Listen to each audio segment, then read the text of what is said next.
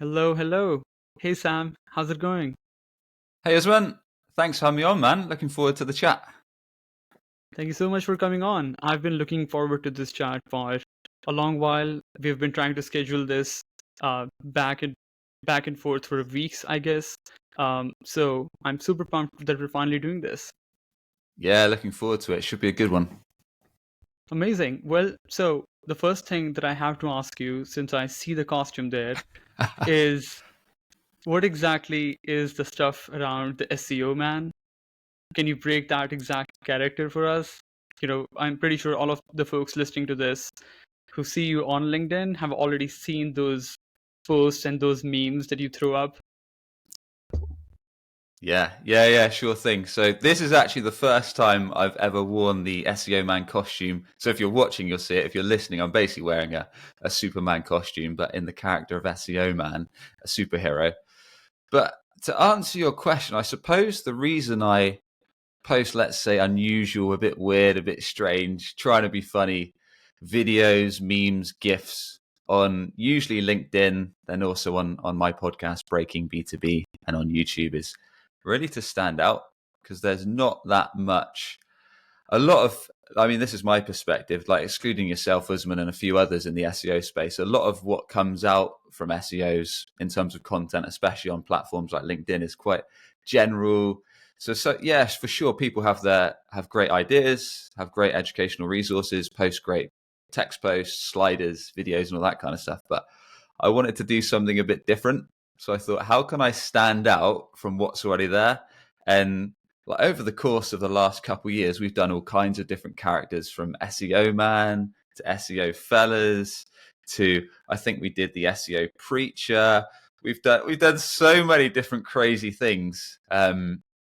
From asking people on the street with me and a microphone to asking what they think SEO is, or how people on the street think you get to the top of Google. So most of it is first of all about capturing people's attention. So they think, what the hell is Sam Dunning doing when they're scrolling their LinkedIn feed or I flash up on YouTube? And then second of all, it's actually, oh, he actually does know a little bit about SEO.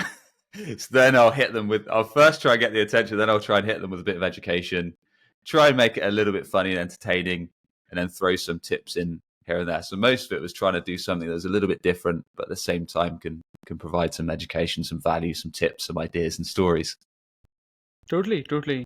I remember seeing all of your posts on LinkedIn. I think personally, you totally grabbed my attention. You totally hooked me in with all of those posts. And that is something that I want to dive deeper into later on in this conversation, your LinkedIn marketing strategy overall. I remember the first time we were having a video chat. Before getting on the Zoom, I also saw this preview from the SEO man jumping into the screen or Oh yeah. something. Yeah, and that was really fascinating. So I think if the objective is to grab attention and hook people in, you're doing a fabulous job of doing that, for sure. No, I appreciate it, man. It's like you say. Like, I only realized until not that long ago that you could put a little video intro. So when someone's waiting in the Zoom waiting room, someone, I think it was Tim Davidson, said on LinkedIn that you could do this little, kind of had to be a really short, like 20-second video clip. So I just happened to have one of me in my normal clothes, just in a field saying, I'm SEO man. And it suddenly flashes to me in this costume. And it's just, usually people come into my Zoom sessions and they're laughing their head off, and I keep forgetting that it's there. So it's just a nice icebreaker, really doing something a bit different. So that's what a lot of the stuff I post is takes that angle, really. Totally, totally. And I hear you about seeing all of that generic content around SEO. For some reason, SEO has not a lot of creativity to it. At least in the broader industry, we don't see a lot of um, cool tactics or unique strategies to drive growth. It's the same, let's update these title tags. Here are, a checklist of 200 ranking factors, all of those kind of Yeah. stuff. So, yeah, I guess perhaps something like this, let it be on LinkedIn or perhaps in other forms within textual content, let it be for SEO, for other channels. The need for standing out is for sure real. Yeah, that's it. Exactly like you say. Most of the time, it's let's get someone's attention. Then let's hit them with something that's going to be practical, that's going to be useful, whether that is an SEO tip a content tip, a website tip, or whatever the idea I want folks to take away from is. Yeah, totally. Well, there's a lot in this episode that I want to unpack.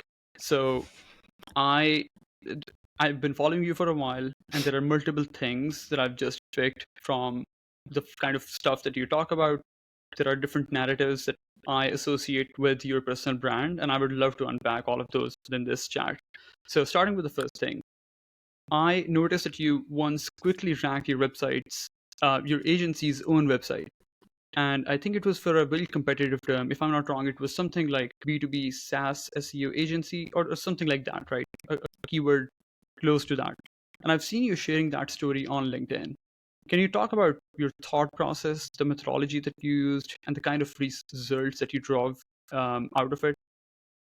Yeah, exactly. It was really because when I started my company Breaking B2B about 7 months ago now, I thought, well, this is a brand new domain. It literally have zero authority or rating. Like I think the coolest case study in our case for both sharing on my podcast, Breaking B2B, for sharing on YouTube and sharing on LinkedIn and other sites would be, how quickly can I rank this thing? Like, I didn't even know. I just thought, let me take the approach of, if folks are going to work with me, one of the best case studies I can give is that I rank this site in a super quick time. So I thought, let's try and see what I can do in 90 days and 3 months. I might get some rankings. I might get close. I might not. So I thought, I literally broke it down. And this is what we do. This is what I recommend a lot of folks do that tune into the stuff I talk about SEO. Like, I did something super simple, fired up a Google sheet or an Excel sheet and just said, what are the main offers I actually want to sell? So in my case, the main service, being a service provider, that was B2B SEO, SaaS SEO. I listed out all the main industries that I wanted to sell to, the main offers. So in my case, SEO, web design, web dev. But within that, I made sure the industries that I listed out that I wanted to target were what I call money niches, aka folks that have the expensive problem we fix. So in SEO, that's usually they're frustrated that competitors are constantly ahead of them in organic search results, stealing traffic, stealing leads, stealing demos 24/7 around the clock. Or they're maybe a bit annoyed that they're already investing in SEO or paid media, but the website isn't converting that hard-earned traffic into inbounds, demos, leads, trials, signups. Or perhaps they've got an agency already, but they're just tired that that agency has kind of promised the world on day one, and it's 6 months in and they're yet to see like an increase in relevant traffic, relevant leads, and they're just getting random reports about rankings and traffic that's not helping.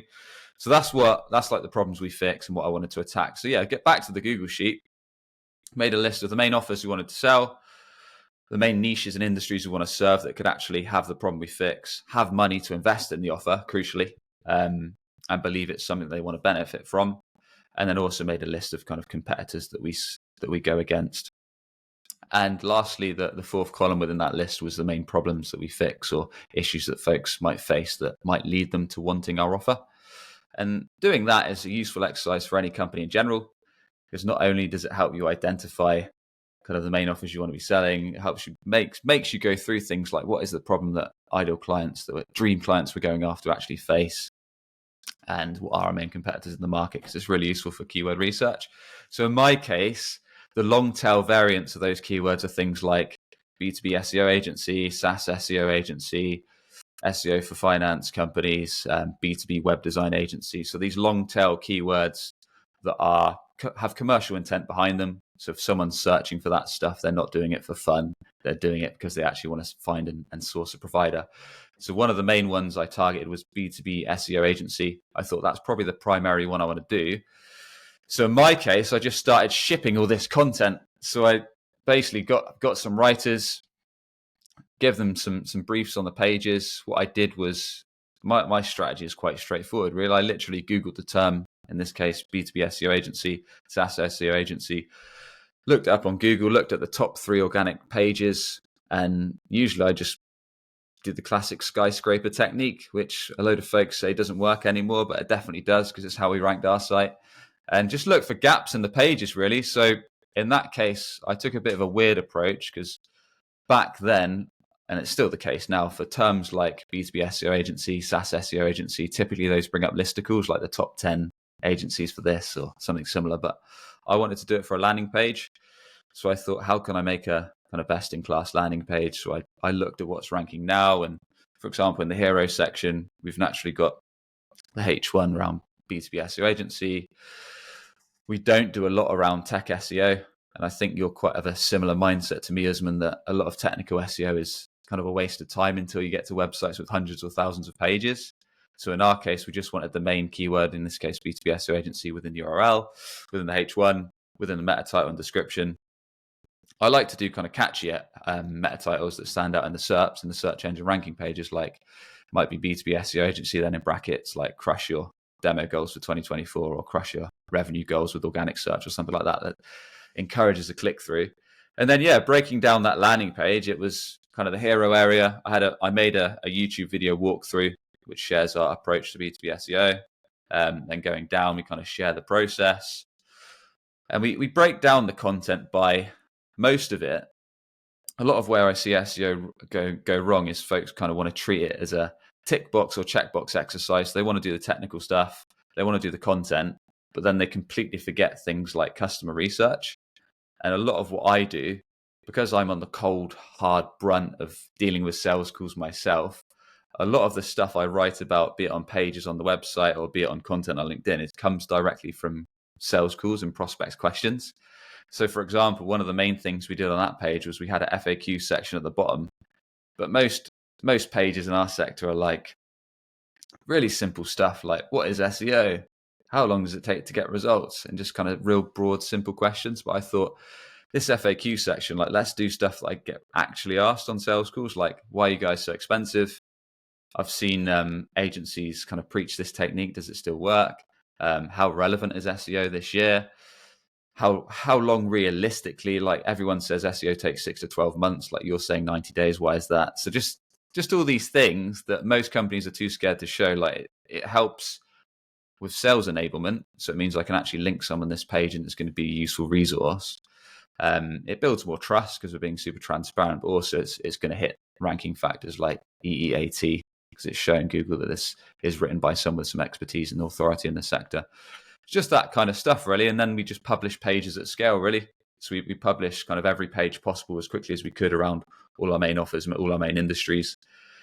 And this is, I've seen you write about this stuff a lot, Usman, as well on LinkedIn. And this is like where smaller businesses, where startups have that unfair advantage because they don't have cash, they don't have resource, but where they have the advantage is, unlike enterprise companies or mid-market companies, they don't have the red tape.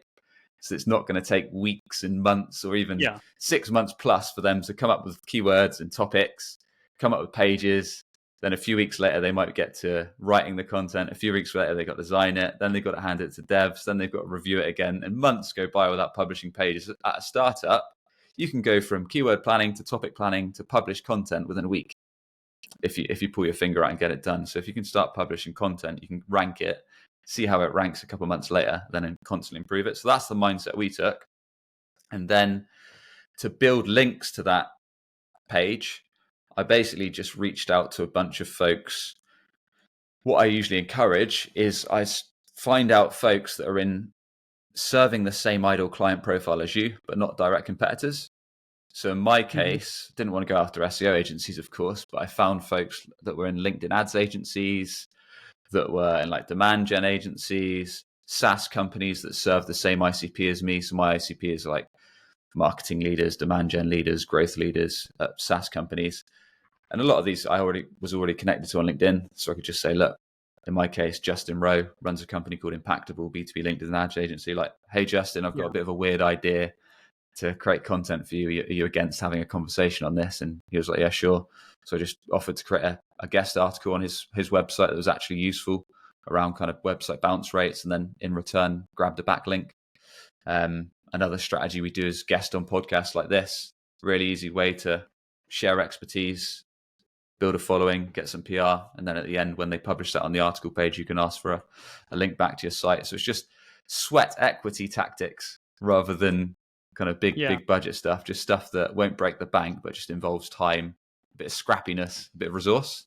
That was a lot of the strategy, really. Totally. Well, I totally love this. Absolutely love this. The main takeaway that I hear from this entire strategy, this entire approach, is that you focused on the basics, and it's so interesting, right? Like when you hear someone ranking for difficult terms and driving a lot of value from SEO as a channel, you expect some sort of a secret, right? You're like, maybe there is some sort of a hack that they've uncovered, which I currently don't know about. So it's really fascinating just learning about how you were able to hammer the basics and just do them really well, right? Just focus on the fundamentals. Exactly. There's a great saying that goes something along the lines of necessity is the mother of invention or creation. And it's like, if you need something to happen, you'll make shit happen. So in my case, I'd started this company 7 months or so, and I thought I haven't got a ton of cash. I've got a little bit. So what can I Hmm. use apart from that cash? Yeah, I'll invest some cash with my writing team. Apart from that, like I can guide them on the content. I can give them kind of real questions, objections, and stuff I face on sales calls that can help make that content genuinely useful and more likely to convert. And on the flip side, to build up some authority to this site, let's do sweat equity stuff. Let's go on podcasts. Let's reach out to partners. Let's leverage any past podcasts or press that I've been in where I can ask those folks in past articles, past blog excerpts to change that link to something relevant to today. So there's so much you can do when you think about it and take that scrappy approach that probably a lot of kind of startups or larger companies are maybe even sleeping on. Yeah, totally. Another interesting thing is when you were talking about, just planning for opportunities, finding opportunities, the keywords and the terms that you want to rank for and drive value out of. You mentioned you just pulled up a sheet and then started thinking of different keywords. And it's Mm-hmm. when I was thinking about this, you know how this narrative that I try to push, and also you're a big fan of this, to Yeah, start with customer research rather than keyword research. And I was just thinking about the listeners listening to this would be like, but Sam definitely started with keywords. But it sounds like the actual thing, the underlying thing here is that you are yourself the sales guy of your company. You're the closest to your customer. You're on calls. You're the customer yeah, success person. Everything is done by you. So you already have that resource of customer knowledge in your mind already when you did that research, when you did the that's keyword right. research. That's right. I mean, let me give you a bit of a more tangible example. So if we ignore my business, like B2B SEO, SaaS SEO for now, if we look at a company that perhaps, like a generic example I'd like to give in the SaaS space, might be a company that's selling calendar scheduling software, because that's quite a popular one in SaaS. So if I was let's say a startup in calendar scheduling software, tough one to go up. We got some big competitors, but we move with it. So let's say we fired up our Google Sheet. I would do a similar exercise. So I'd say, look, what are the main offers we want to be selling here through SEO? What do we want to drive revenue for? Yeah, calendar scheduling software, calendar scheduling tools, calendar scheduling platform. But within that, what are those markets that we want to hit, that are those niches that perhaps we've sold to before and have been quite profitable and they've been quite good at routes to market? And maybe that's, let's say, sales teams, let's say HR teams, let's say recruitment, let's say finance. So then that could be our long tail keywords like calendar scheduling for finance teams or calendar scheduling for HR or recruitment. So what are those niches we can get those long tail wins in that probably some of our bigger competitors like Calendly or HubSpot meetings or Revenue Hero are maybe sleeping on? And then likewise, if you're in SaaS, then I'd probably encourage you to build out a list of every single competitor that's on the market and build an alternatives page. And that might look like Calendly alternatives, Revenue Hero alternatives, HubSpot meetings alternatives. But you'd also probably want to exhaust. You really want to exhaust bottom of the funnel. So you might also do terms like Calendly pricing, Calendly reviews, Revenue Hero reviews, Revenue Hero HubSpot meeting reviews. And the reason you're doing that is because when it comes to actually buying solutions, B2B execs usually evaluate 3 to 4 solutions before they make a decision. So a common thing they'll search for on Google is competitor name alternative, competitor name reviews, competitor name pricing. So if you can build, usually what ranks for those is product listicles, like the top 10 alternatives. And if you can build out a long form page that's more useful, more helpful, more informative, but most importantly, shares your differentiators in the market. So why folks choose you. And that's where, if you're not as fortunate as I am, speaking to customers every day, that's when you'll need to listen to gong calls, or you need to grab a beer or grab some coffees or grab a meal with your sales team and kind of find out, like, what are those questions we get? What are those tough objections? Like, why do folks choose to work with us opposed to our competitors? What are the main problems that they're bringing to the table, and what's the impact of those? If you can leverage that intel as a marketer, as a content writer, whatever your role is in the organization, you're not just going to have useful content that's good for SEO that ranks, but it's just good content in general for your marketing play, whether that's stuff you're publishing on YouTube, podcast, wherever, your newsletter. Because Yeah, so much SEO content doesn't actually resonate with what target prospects care about. And usually that's fixing problems or improving a job, getting a job done, or making some kind of progress. totally.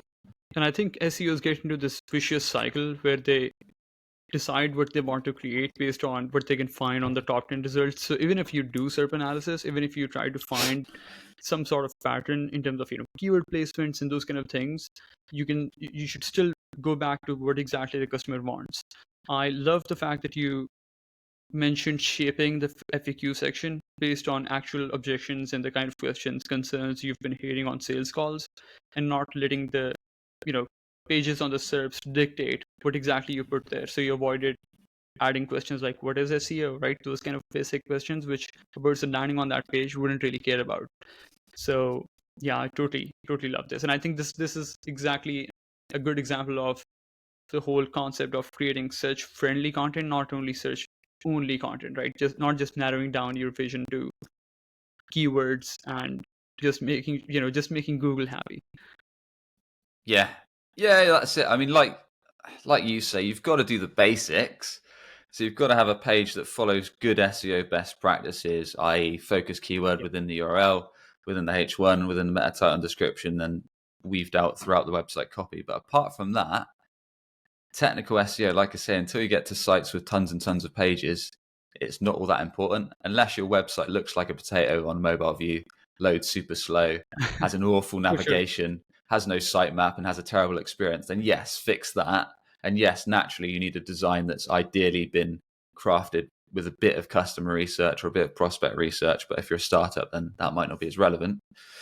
But otherwise, True. yeah, if you can take a more aggressive mindset, like let's do a bit of research, let's work out what our kind of commercial terms are, what folks are going to search for when they're ready to speak to sales. Start with that, exhaust all of those topics and start shipping. So much better than trying to get the perfect SEO structure or the perfect technical SEO website. Yeah, for sure. Well, let's segue into discussing how long it actually takes to drive results from SEO.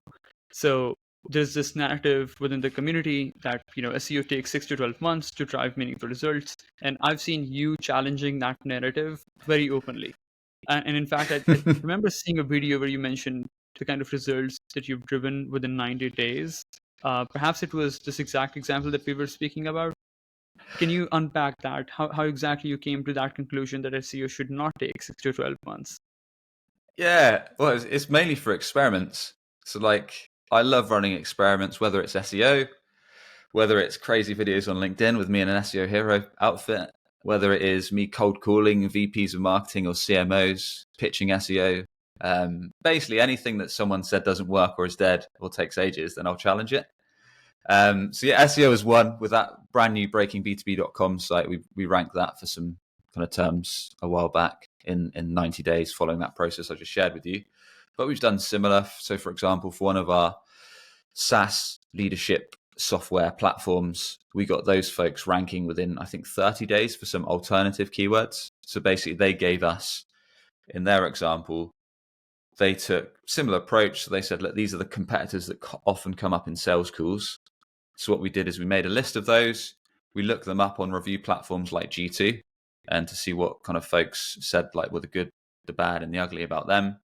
And again, took some bullet points from their team, took some SME, some subject matter expertise on why folks actually choose their offer over others, their differentiators, the problems they fix that others don't. And then basically just we reviewed what ranked for those kind of alternative-based keywords, so competitor alternative, competitor reviews, built out those pages, looked for gaps in the competitors' pages, and a lot of those competitors, to be fair, in that industry weren't actually doing these pages. So for some niche SaaS products, niche SaaS offers, folks don't actually know that competitor and alternatives or versus pages exist.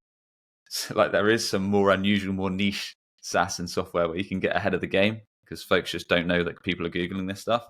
So that was an advantage in that case. So in that case, we took that approach, built out 7 or 8 pages for all those searches, and got those rankings, some of which within the first 30 days, which resulted in some kind of high intent demo requests, mainly because the competitors were quite old school and didn't even know this was an SEO play. Yeah. Why do you think the community, the broader community, has come to this entire notion of SEO taking no less than 6 months, 8 months, 10 months? Why do you think we're at a place where, compared to other channels, we, you know, ask for such a long time frame to justify the results that we're driving? Okay. From experience, there's probably a few reasons for it. And there is definitely instances where SEO needs 6, 12, 18 months. So if I flip it back to the calendar scheduling example, if we're trying to rank for beastie terms like best calendar scheduling software or best calendar booking software, there's no way we're going to take a fresh site and start knocking off Calendly, Chili Piper, Revenue Hero. No way. Like, they've built up so much authority over the years. They've got so many decent backlinks to those pages. There's no chance. So if you said, yeah, maybe in 24 months, we're going to build like the most beast of a long form page to rank for this term. We're going to do something that blows them out of the water, and we're going to spend like tons and tons on links and build all these partnership links. Yeah, then maybe you might outrank them in 24 months, sure. But that's one thing when, yes, SEO can take 6 to 12 months if you go after super competitive terms in your niche that drive quite a lot of traffic and can result in quite a lot of leads. Another instance that SEO might take that long is if you are in a larger scale organization, if you're mid-market or enterprise, just because of the process I talked about earlier, because things take so long to get approved. So you can go from building out a topic idea. Maybe you come up with a list of focus keywords, you build out a topic calendar, content calendar. That might take time from management to get approval. Then you start writing the content. Again, that needs to go through several rounds of approval. Then you design the blog articles or the landing pages format. That needs approval. Then you code it up. Again, that takes approval. Then you eventually ship it months later. So in that case, it's definitely going to take time. So there's just milestones that those type of big companies have to jump through. So that's probably a few of the main cases, or companies just aren't shipping content fast enough. So maybe they fail to meet the deadlines that the SEO sets, or they're only publishing like one article a month or something like that. In that case, it is going to take time. But if you do some of those things we talked about at the start of the episode, i.e. you really define what are those long tail searches that folks are searching for when they're looking for your offer in your specific niche, or they're looking for alternatives to common competitors, then there usually is stuff that your competitors are sleeping on. So if you can map that out, build that content and start publishing at scale, then you will be able to rank some stuff within the first 90, 100, 120 days. If not, if you're taking a slow approach, then naturally it's going to take longer. Yeah, totally. The first point that you mentioned, the fact that not all websites are starting at the same level, and you have, varied kind of strengths and weaknesses play a big role in this, right? I was thinking about the time when I was at one point working on the account of Hotjar, and we were trying to rank for some keywords related to UX design. That was the entire strategy and all of that. Now, UX overall happens to have a lot of keyword difficulty, competitiveness within the SERPs, all of that stuff. But we would publish the page, and within 5 days, we would be in top 10, top 5 ranking results for Hotjar, Nice. right? Simply because that's Hotjar and they have a lot of authority. So yeah, this makes a lot of sense, depending on where exactly you're starting, and then what kind of digging can you do in terms of opportunity analysis, right? So if you're just a new, fresh project management software out in the market competing with Asana, Monday, and ClickUp, of course you shouldn't go for project management software as a keyword, right? Like that wouldn't be a smart move. So you can peel down a few layers and try to find a territory that works better for you at that point. Yeah, you nailed it. Like, especially if you're a startup competing against giants, then there really is riches and niches. So the more niche and specific to those target markets that you want to dive into, the more you can do kind of more weird comparison pages or alternative pages or stuff that those folks are neglecting. That's where you can scoop up the wins. Or one thing we didn't talk about is those competitors might not be doing something higher up the funnel. So for like jobs to be done content, it's like one of the things I'd encourage you to do within that starter Google sheet that we're mapping out at the start of our journey is, what are those problems that folks face where they reach that tipping point that they realize how they're getting a job done now is not the best way. There must be a better way, i.e., to give you an actual example, most SaaS software's enemy, or the way that folks get the job done in-house, is usually a Google Sheet or an Excel sheet. So what someone might search is, when it comes to CRM or a tool like that, might be like how to export data from Gmail to a Google Sheet, or how to manage my sales pipeline from Gmail to spreadsheet, or something like that. You'd know this better if you're within the industry. Like, what is the way they're trying to do something now, like the jumbled up way that they're trying to do, where they've kind of no longer made progress, where it's probably taking them hours each week to export all their sales records from Gmail or wherever they're storing it into their spreadsheet. And that's where you can position an article like, i.e., how to fix this problem, whatever that specific problem is that's stopping your prospect from making progress, like how to build content calendars within an Excel or something like that. And then you, within your article, you say, look, this is one way you can do it, but it's probably going to take you 5 hours each week. Alternatively, the new better way is our solution, which you can grab a free trial. It's going to take you 30 minutes each week. All you've got to do is add the data once, and we'll sync it to all your other systems easily. Here's some examples of clients we did it for, like grab a trial. So basically, you're positioning the new better way of getting a job done. And a lot of the time, those how-to keywords, some of those how-to keywords have tons of traffic. Some of them have very little traffic. But if they are a genuine problem that prospects are facing, then if you can tackle that kind of content, then position your product as the solution, it's quite a powerful way to drive top of funnel signups, or get folks into your ecosystem, like on your lead magnet or your newsletter, or to check out your podcast. But a lot of folks do those articles even. But another issue with them is they make them into like walls of text. Because a lot of companies are scared to feature the product. So they won't have like screenshots of the product or GIFs of the product. They won't even talk about the product. They'll just say like, this is how you do it. And it's like, well, what's the point? You might get some traffic to this blog, but you haven't mentioned your product once. You haven't shown the product. Like, people want to see a demo, a live demo, an example. They want to see what customers are saying, and then they might take a trial or sign up. So that's a few ideas there as well. Yeah. I've also had a similar sort of an observation. Companies feel this hesitation to plug their own product, even if they actually, in their bones, feel that their product is a good solution to the problem. So my idea usually is, hey, if you really believe in the philosophy of the problem that you're solving with your product, and if you really think that is one of the best solutions, why not plug it in, right? You're not being too salesy. You should actually think of helping the user when you're plugging your product into the article. So again, if someone is thinking of ClickUp being their client, if they really solve that problem of project management really well, better than any other solution out in the market, why not talk about it? Why not have the screenshots? Why not talk about the features and all of that? Like, there's nothing wrong inherently in that. Well, yeah, just look at Hrefs. Like, they grew their blog phenomenally over the last few years by answering specific pain point questions and being a super useful resource for anyone that had questions around SEO. But within each article, they plug their product. They have screenshots. They have internal links to other variations of their product. Basically, they're addressing the pain point that you're searching for, but then they're featuring their product heavily. And that's a big chunk of how they've ramped up their traffic and grew their signups and grew their revenue. And like you say, if you're doing SEO, but you're not linking it, if it's not product-led SEO, if it's not revenue-focused SEO, like, what's the point? There's zero point, in my opinion. Totally. Well, I was listening to a couple of podcasts where you appeared, right? And as you mentioned, your growth strategy has the appearance on podcast as a big play of it.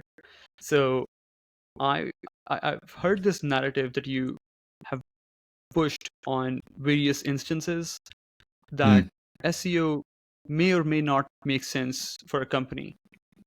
And despite selling this service, right, despite being an SEO provider, essentially, you are never hesitant of saying, hey, there are definitely a couple of companies which should not invest in SEO. Yeah. If you think back about what sort of companies those would be, what kind of parameters determine whether SEO can be a growth channel for a company or not, what comes to your mind? Yeah. There's a few, and weirdly, I didn't realize until now. Eli Schwartz, you probably know, the author of Product-Led SEO, has a very similar mindset. I was listening to him on a podcast earlier. He's very similar mindset on this. So, yeah, essentially, we turn down a lot of inquiries we get because companies just aren't a great fit for what we believe is going to make a solid SEO campaign. And from experience, there's a few categories they fall under. One might be someone's creating a new category, i.e., maybe it's a new piece of software, a new SaaS, a new tool, or maybe a new service. But folks just aren't searching for that. It's a new category, it's a new offer. Folks don't know it exists. Google is always best placed, SEO is always best placed as a demand capture platform, i.e., if someone's searching for your offer, your tool, your software, comparing you to alternatives or similar, you can capture that bottom of funnel traffic and drive signups or leads for those high intent commercial queries for folks ready to speak to sales. If there's no one doing that around your offer, SEO is probably not the best place to spend a ton of resource or cash at the start of your business. You'd be much better off understanding, like, where do our ideal client profile hang out? Are they going to trade shows? Because our money's going to be better there if our audience is already there. We can talk to them. We can share that we know the problem they fix and introduce our offer, strike some great conversations. Are they listening to podcasts? Are they searching for stuff on YouTube? Are they already tuning in to specific forms of media? Are they on LinkedIn? That's going to be a lot quicker win. Are they B2B folks that are hanging out on LinkedIn? Like, there's so many other channels that make more sense than SEO if your category doesn't have that demand to capture on Google, because folks just don't know your offer exists. So that's one example. Another example is if your company is perhaps recently been funded, you've got VCs on your back to get super, super quick results. In that case, if they've got unrealistic timeframes and say, look, we need SEO results within 1 month, 2 months, something like that, we need to start seeing a ton of demo requests and leads and signups, then I'd say, well, you'd be way better off investing your cash into something like paid media, i.e. review sites like G2, Capterra, Clutch, Google paid search. And also then you can get a feel for what keywords perform as well, get some good data under your belt. Once you've got a bit less stress on your head, then consider doing SEO, because otherwise it's going to fail before it started. You're going to be under so much pressure that the strategy is not going to be, you're going to put pressure on us or the SEO team and the rest of your team, and it's just going to be a half-hearted, half-assed effort. You're much better just looking at quicker wins like paid media, maybe some outbound and that kind of stuff. It's just going to be a lot more fruitful. So those are two main scenarios. Or if you just lack the resource or cash to give it a good go. So if you are in a competitive sector, maybe calendar scheduling tools like we talked about earlier, and you really want to make a dent in the market, but maybe you're a startup without funding, maybe you've only got one marketer or one salesperson, whatever, like, it would make more sense to try and reach out to folks that are more likely to do it, do sweat equity things like LinkedIn, that kind of stuff, and then do some SEO properly when you've got the resource. Like, there is a few scenarios where SEO just doesn't make sense because of those limiting factors. And those are probably three or so that come to mind. Totally. Yeah.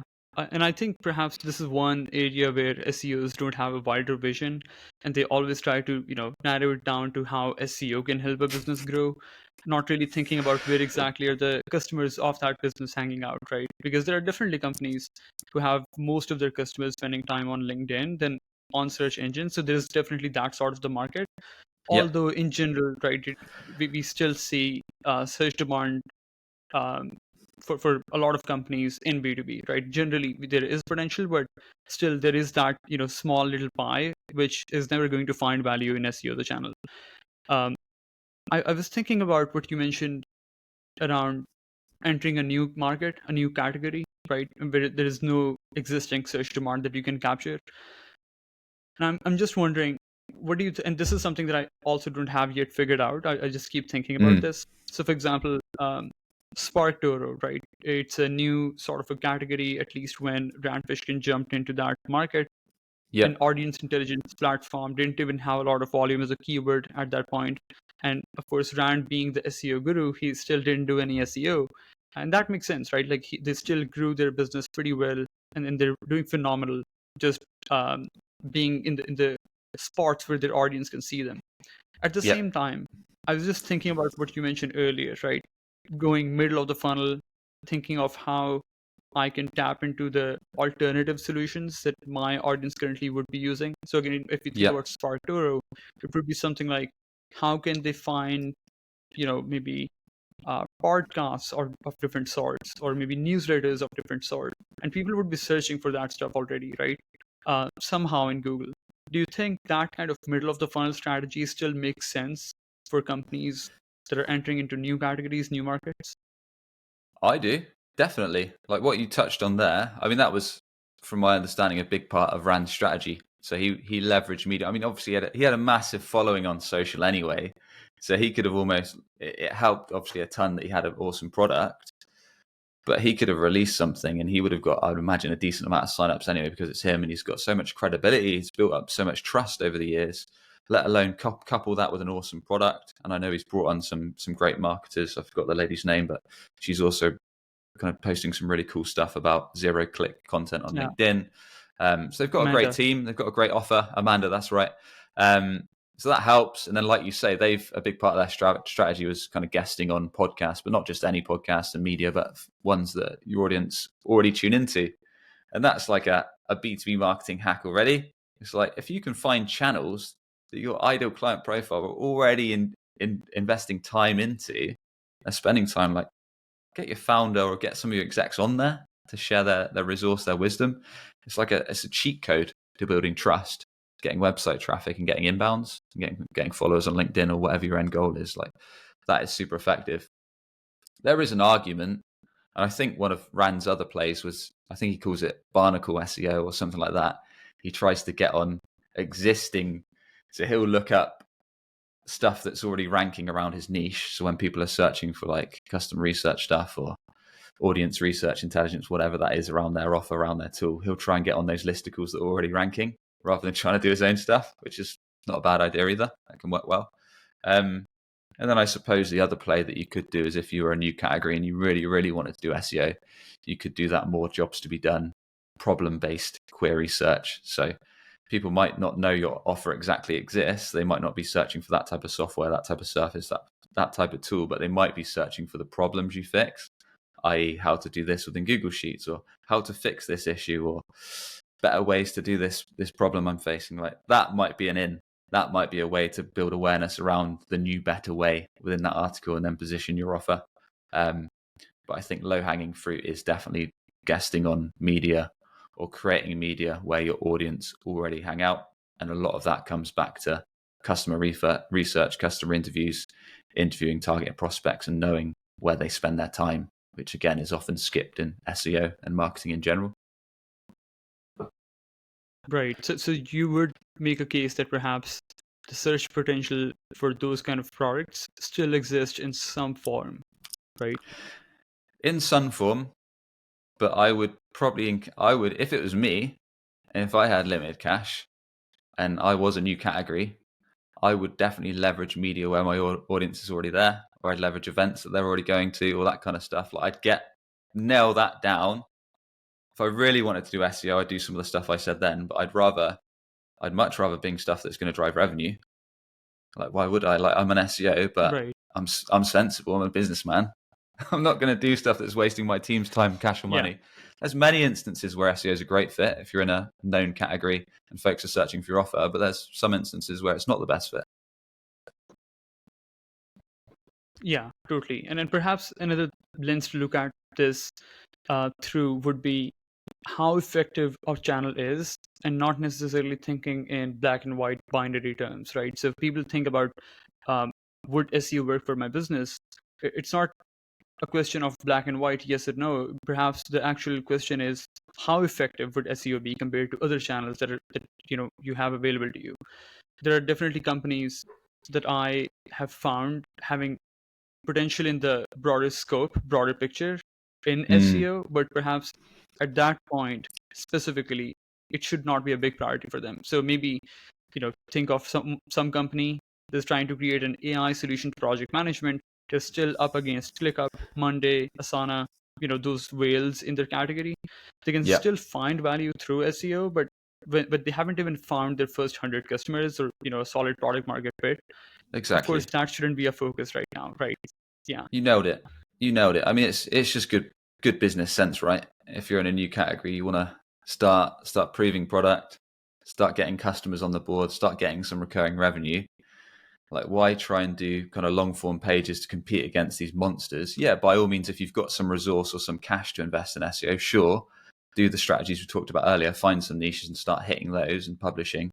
But otherwise, there's probably some smarter ways to get revenue on the table. And I suppose the other thing to consider is, as you move up market, if you have got a piece of software that you're selling, or if you've got an offer or service that is kind of 5 figures, 6 figures, or even 7 figures with a really long sales cycle, folks don't just Google your offer, Google what you fix, search for a question, find your article, then book a demo. It doesn't work like that.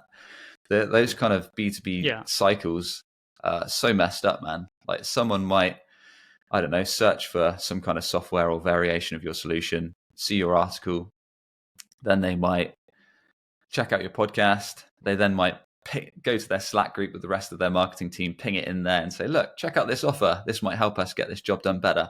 Then they might forget about it for a few months, check out your YouTube channel, then follow you on LinkedIn, then look some more of your stuff, then listen to a founder episode that your founder was on a podcast, then forget about it. Then a colleague might Google it again and say, oh yeah, I just found this software. And then you might say, oh yeah, I told you about that 7 months ago in Slack. Then eventually book a demo. Like, the B2B buying cycle for big, high ticket, large scale software or services is up and down. It's not linear. So yes, SEO, Google search plays a part in that, but so might other media, LinkedIn, ads. They're all kind of different touch points. So the other thing to consider is SEO is a great piece of that puzzle. It can build mindshare, brand, and also capture that demand. But so will other channels. SEO always works best, especially in larger scale, average contract value products or offerings, when it's a piece of the B2B ecosystem, which my friend Justin Rowe talks about on LinkedIn. Like, B2B buying, especially in a large ticket offer, is more of an ecosystem. So the more channels you can be on that your prospects hang out, the better. Yeah, this makes a lot of sense for sure. I love how Hockey Stack as a company has thought about SEO along with other channels. So they started with pushing out some bottom of the funnel pages. I had Amir on this podcast at the start Oh, when they nice. had not yet raised a round of funding. So they were at the very beginning, and they at that point churned out a couple of bottom of the funnel commercial kind of keyword articles, right? Listicle articles, and also Yeah. some competitive focused content pieces. And they had some growth through that, and then they shifted focus towards other channels like LinkedIn and all of that stuff that they did with Ubed, for example, creating all of those different shows and all. And now once again they're at a good spot, and now they can go heavy on SEO. They've onboarded Gaetano as a growth advisor, again a Oh, have phenomenal they? dude who can drive a lot I of didn't know growth. Gaetano was there. Yeah. Okay, that's Yeah, cool. yeah, for sure. I saw him joining them as a growth advisor, and I think he's going to drive their SEO strategy again. So it looks like they went in the complete cycle, how most of the companies should be thinking of SEO. They should prioritize bottom of the funnel pieces, not thinking of thought leadership at the start or something, super high level. And then they also, of course, pick whatever they can from other channels, LinkedIn, grab attention of their prospects and all, and then they shift focus backward whenever they have resources and then money to spend on it back again. Love it. Love it. Yeah, that makes sense, because I think Hockey Stack moved more up market as well from their initial offer. Yeah, And I think for sure. they've openly said, like, their founders, Amir and other guys, have said that they're one of the most expensive tools on the market for what they do. But there's a reason behind it. And I think their approach, like you say, is smart. They're not just limiting everything to SEO. They're trying to create their own media. They're publishing tons on LinkedIn. They've got a strong point Totally. of view in the market. They're doing all this other stuff on top of the SEO. So it just helps so much more. And the fact that their tool actually helps you kind of analyze those touch points with that attribution is a good part of that as well. Yeah, for sure. It's going to help them eat their own dog food, if that's how it says. Yeah. Anyway, I wanted to chat to you about this whole narrative of demand generation, demand capture. We were just talking about demand in general in the last topic. And I just wanted to hear you, what exactly is your stance on that, specifically this notion that SEO in the buying cycles, in the modern buying cycles, is losing its value. You know, the kind of stuff that we hear from the folks, the flag bearers of dark social as a channel. I would love to hear your take on this. Oh god, I haven't seen someone talk about dark social in probably a year or so actually, because I know Chris Walker kind of pioneered it. Well, he made it more popular. I don't think he pioneered it. He made it more popular with his show and Refine Labs. And it's funny how what you see you'll only I guess appreciate this if you're within the B2B tech and B2B SaaS marketing space, because everyone went from talking about dark social like crazy when Chris Walker was preaching it like mad. And now it looks like his stance has completely changed. Like he doesn't talk so much about demand gen. Now he talks about signals. And like it feels like people are going crazy over intent data. And it's like intent data and triggers aren't that mad, man. It's like it's just talking about when someone looks at a website or someone takes an action on a website or a company gets funding. It's like, yeah, that is good for outbound strategies, but it feels like his point of view in the market's changed a lot. And therefore a lot of folks, because I respect what Chris Walker's done a hell of a lot. Like he built a mad following. He almost made demand generation, demand creation popular, and opened people's eyes to a lot of that stuff and made people see where they were going wrong with LinkedIn ads that just said get a demo, and realized that not everyone that's on LinkedIn is in market for your offer. So he's published some smart stuff, but it's just funny how that kind of stuff takes a turn. But yeah, in regards to demand generation, demand creation, what's my take on it? I suppose my take from an SEO perspective, I suppose that a lot of folks still talk about it. When it comes to Google, I think that Google is best placed as a demand capture channel, like we talked about earlier. So if someone's searching for your offer, then that's going to be the best way that you can capture those folks and drive leads and drive demos. There is an argument for SEO plays a small piece of the puzzle in the fact that you can go after those problem-based searches or those jobs to be done based searches and kind of build mindshare, build brand, build awareness, that sense. But I don't know if there's more of this that you want to dive into. I mean, this makes sense. I remember, I'm not sure if it was really you, but I remember perhaps, a year back, you had commented on one of the videos, perhaps from Chris Walker, but it had something to do with dark social and demand generation versus capture. And okay. someone was saying something like, hey, no one is Googling, web design or perhaps interior design services in Manhattan or whatever these days. And you had actually added a screenshot or something in terms of actual search That could have been volume. me. That could have been me. Yeah. I used to argue a lot on those kind of posts. But the problem is, I'll tell you the problem. The problem is a lot of B2B tech marketers and folks and SaaS marketers get stuck in a bubble. And they don't realize that anyone outside of tech marketing is using Google a lot more than they are. So these kind of folks, yes, they're hanging out in like tech marketing communities, Slack groups, LinkedIn events. They're almost in like a B2B SaaS and tech bubble. And because they think everyone's in this bubble, they think, oh, none of my prospects are using Google.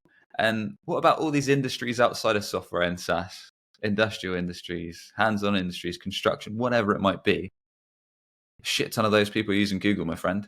So yes, there's plenty of prospects using Google to find information, to look for your solution. It's just sometimes those folks are so stuck in the bubble, they're thinking it through their own lens. They're thinking, well, if I need something, I'll go to my Slack community or I'll ask on LinkedIn or I'll ask my friend. Sure. But there's a lot of prospects outside of that bubble. So that was something that annoyed me a bit and everyone shares their point of view on LinkedIn, right? So they'll say, look, this is the way to do it.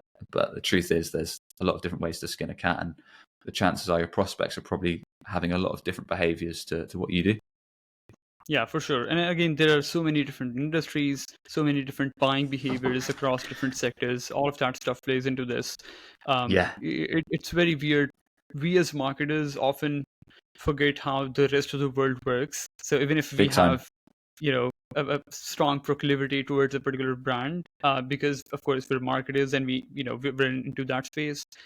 We don't think of normal people, 90% of the world outside of marketing, who don't spend a lot of time on LinkedIn, who usually have still day-to-day problems that they need to find solution of, where they don't have a lot of existing you know demand generated towards them, right, from different brands. So, and if that is not the case, of course Google would be their first medium, and that's why we see a lot of volume for these terms till date. Yeah. It's a big argument, isn't it? That, and a lot of those demand gen folks, they'd say stuff like, well, Google is only good once you've built up the demand. So once people have maybe seen your LinkedIn ads talking about the problem that you fix, and maybe they've checked out your podcast and all that kind of stuff, then they'll Google just your brand name on Google. And that's why SEO should get the credit. It's like, well, that's bullshit. Like, if you actually looked into how many prospects search, there, like we talked about earlier, the B2B buying cycle is so fickle, especially for larger scale products, high ACVs. Just so many folks involved in that process and that decision, and chances are a few of them are Googling for offers and solutions and comparing you, and some might not. Exactly. But if you, go on. no, I was saying it's one piece of the puzzle. Like most things in marketing, if you look at it from that wider lens and actually take the time to understand how your prospects research and evaluate offers, then you'll understand that. Yeah, totally. It's very interesting. I remember the main narrative that they had, most of the margin folks, was that you actually see Google not taking a lot of credit in self-reported attribution, the actual form when people would say where exactly they found them. And now just seeing the kind of results that I'm seeing. So I was, for example, in the last couple of agencies, the current agency where I'm at, I can see those kind of results pop in from the form that people fill, on our site to work with us. And it's really interesting. Most of those are in fact Google. They would say something like, hey, I searched you here, I searched with this keyword. They would in fact say something like, I found you on Perplexity or ChatGPT, your name came up or something. So they would be sometimes very specific. And then another point here is, I remember Hockey Stack released a report at the start of this year where they again analyzed a lot of attribution data. And they again had a similar kind of a finding that about, I guess, 60-70%, whatever is the number, most of the results from that self-attribution form came from organic search. They discovered the brand through organic search as the first touch point. Completely agree. It's funny how about 2 years ago, LinkedIn marketers, SaaS marketers on LinkedIn were going absolutely nuts about self-reported attribution. They're like, how did you hear about us on an inquiry form or a demo form? It's the be all and end all. It's going to end attribution issues. And it's like, no. The reason that a lot of those podcasts that talked about that were getting so crisp information on those forms is because they were marketing to SaaS marketers. Like, it's the most meta thing ever. So those folks were giving really specific answers, like, I listened to you on this specific podcast. And those folks didn't even do SEO. Like, the people that were talking about that didn't even do SEO, or they didn't do it properly. And then when you go to, what you'll see is that when you go to kind of less tech, less SaaS-based industries, and you have how do you hear about us, you will get some specific answers, like a long-form detail of how they found you, but some might just say Google, internet, ad. And then what you actually need to do, unpack that, is yes, look at your attribution software if you've got some, but then on the sales conversation, when your sales rep speaks to them, you should ask something like what was the journey that you took after you've done the intro? Like, what was the journey that you took to stumble upon us today? Can you unpack that for me? And they might say Google, and you might say, well, would you mind sharing what you actually searched for specifically? That really helps us to unpack that. Or another question, which is really, really useful, like, why did you choose to inquire with us today? Like, I know you've got your choice in vendors. Like, what made you take the time to book our demo form? And unpacking that stuff is so useful for not just understanding how they found you, but why they decided to take the time to fill out your demo form. And just going to unpack so much stuff that's just good marketing intel. So it's funny how LinkedIn's changed from thinking like some of those small things are like incredible to not that important anymore. Yeah, and then all of the folks who are not very marketing savvy would put something into that form as internet, right? Like, how did you hear about it? Internet, like internet. Not so helpful, I suppose. Don't know. Yeah, website. Yeah. Anyway, let's segue into discussing how you actually drive growth for your services, your agency, your business.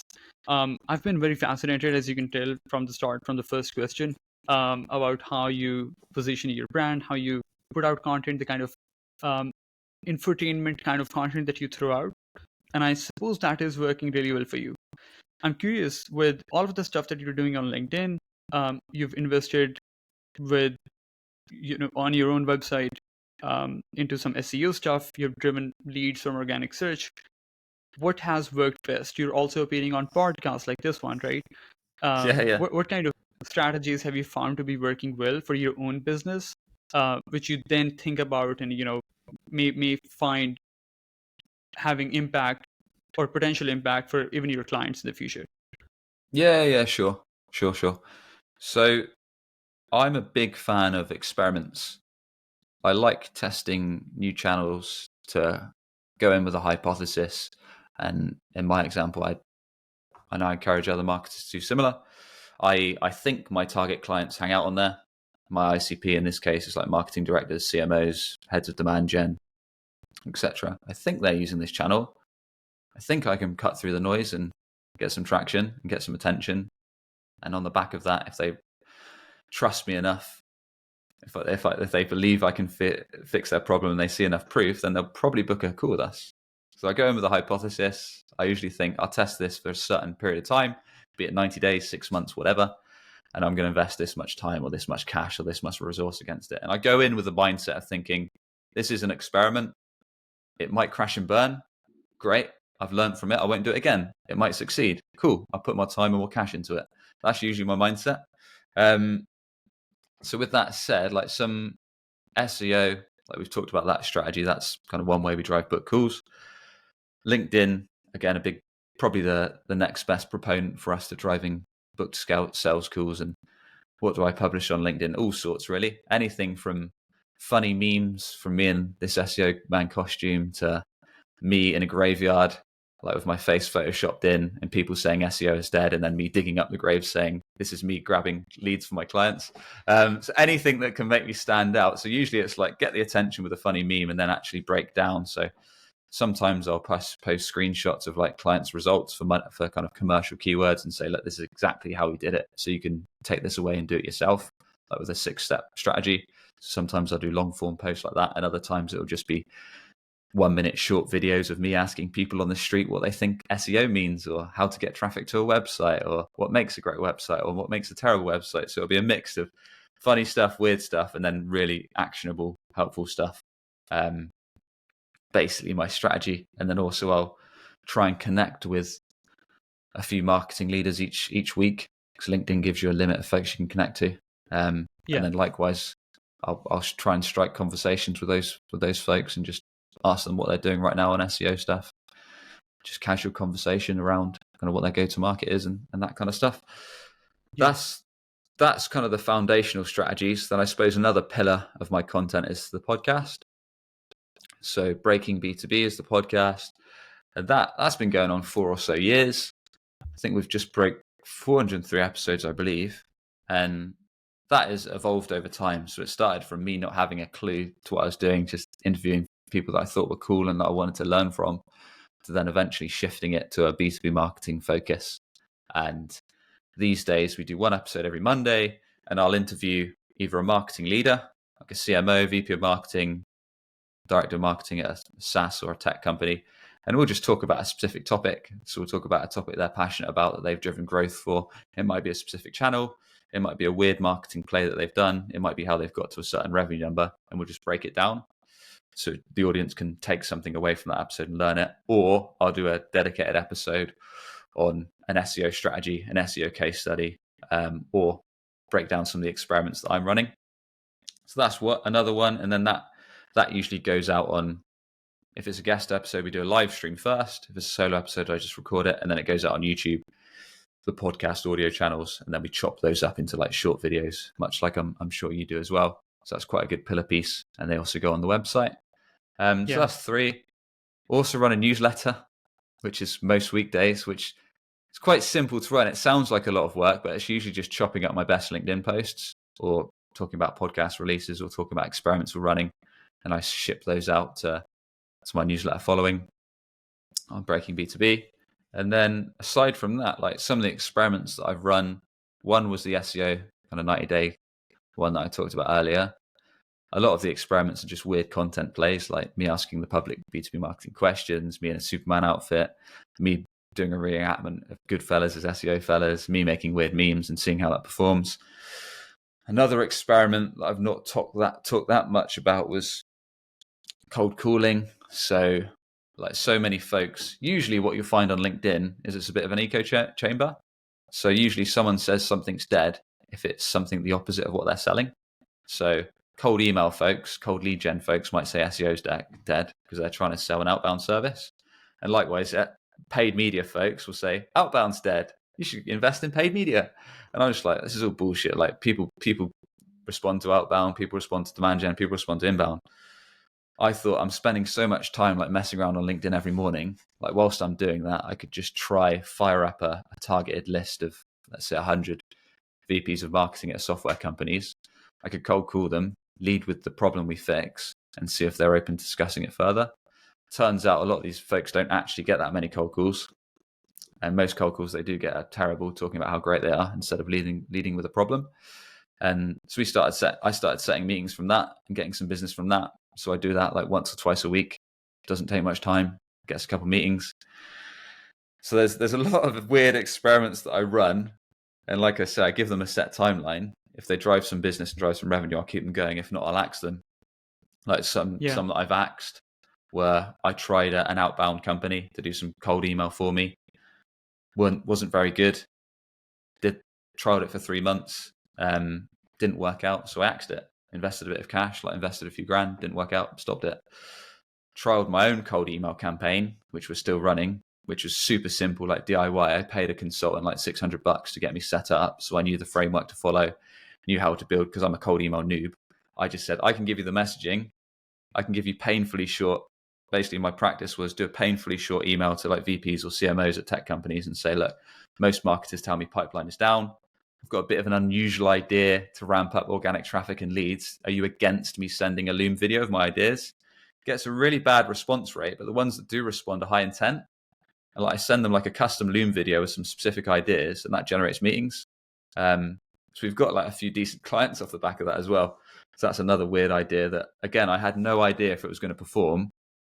Tried it out for a few months, got some decent book calls and deals, and carried it on. So I suppose the takeaway is like, if you've got the flexibility to run experiments, then it is really, really good for marketing because there's so much that you can learn as a marketer, and there's so much that you can kind of prove concept or not prove concept, and just other ways to drive sales calls, drive meetings, really.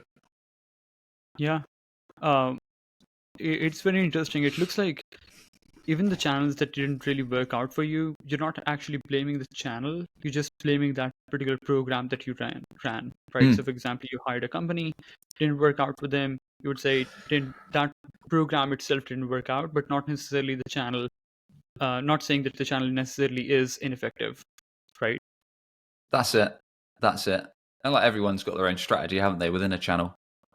It's like I say, like I'm one of those sick marketers, one of those sick SEOs that actually believes outbound sales is alive and well. But I think SEO is going to improve that. Like let's say someone's got a cold call, probably after that cold call, the first thing they're going to do is like Google you and look at your website. And like if they can find you easily, great. If you've got a website that acts as your best salesperson and loads quickly, looks good, clearly shares what you do, problem you fix, how you stand out, shares your pricing, shares your results, like it's only going to enable you and improve that outbound message and make them more likely to take that meeting with a rep. So if you think of B2B outbound, B2B demand gen, B2B inbound as more of an ecosystem and they're all kind of complementing each other, it's a lot smarter. If you just point blank say cold calling's dead, cold email's dead, SEO's dead, like try it yourself. Try it yourself to your target prospects, then come back to me. Then come back to me with a video on LinkedIn of you doing it, proving it's dead after a certain amount of trial. Because otherwise, like it's just hot air. And sadly, a lot of marketers on LinkedIn do put out a lot of hot air. Yeah, for sure. I can think about my own LinkedIn stuff. I used to tell a lot of my friends in my close circle, like, hey, you should be investing in LinkedIn, you should be paying attention. And they would never take action, thinking that it simply doesn't work like that. And then on the other hand, for me, it started picking up a couple of months back. And, I've driven a lot of consulting business. So now it's very crystal clear, right? Like, hey, if you just put in the time and you figure out what exactly is the playbook that works for this channel, then the channel itself is not inherently ineffective, right? Yeah. That's it. Amazing. Well, this has been an amazing chat, Sam. There's only one regret that I have of this episode, which is that why didn't I wear the Batman costume while recording Next this time, one? man. Round 2. For sure, for sure. Do you want to tell our audience how they can find you, how they can connect with you? Yeah, appreciate you having me on. Really enjoyed the chat. So I suppose there's 3 main ways. One is to follow me on LinkedIn, Sam Dunning, where I share all this kind of crazy stuff that we've been talking about. Second way is the podcast. So if you just search Breaking B2B wherever you get your podcast, you'll find solo episodes, guest episodes, and all that kind of stuff that we've been talking about with actionable tips to take away. Or if you're perhaps feeling the burden of competitors constantly ahead of you and organic search results stealing traffic and inbounds, and you want to look to fix that, we've got a bit of an unusual approach at Breaking B2B. So it's breakingb2b.com, and we'll be happy to have a conversation. Amazing. Cool beans. Thank you so much for joining the chat, and I look forward to seeing your content on LinkedIn. Thank you, sir. Speak soon.